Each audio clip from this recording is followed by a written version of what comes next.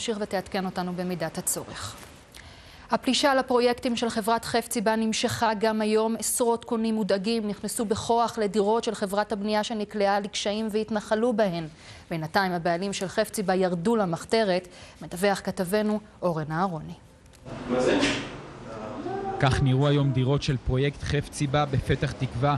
הדלתות רותחו למנוע מדיירים להיכנס. כמה משפחות הצליחו בכל זאת לפרוץ את המחסומים. אנחנו ישנים פה על מזרן.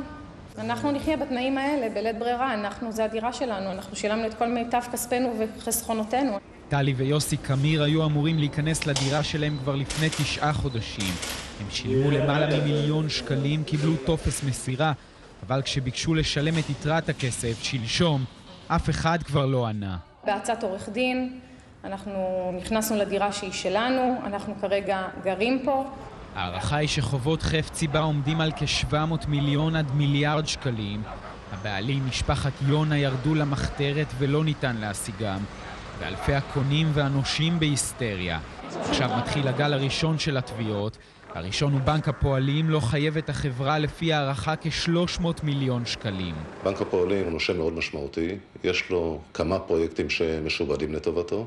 אנחנו בוחנים כל פרויקט ופרויקט שכזה, נמצא פתרון פרטני לכל פרויקט, גם שיקח בחשבון אינטרס הדיירים שרכשו דירות.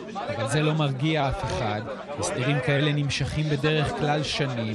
בינתיים קבוצות קונים מתארגנות לקראת ההליך המשפטי, למה שיהפוך כנראה למלחמה בין הבנקים, לרוכשי הדירות והספקים. אנחנו נשארים פה, זה הדירה שלנו, יצטרכו לפנות אותנו כאן בכוח. קונים במצוקה. 2 בני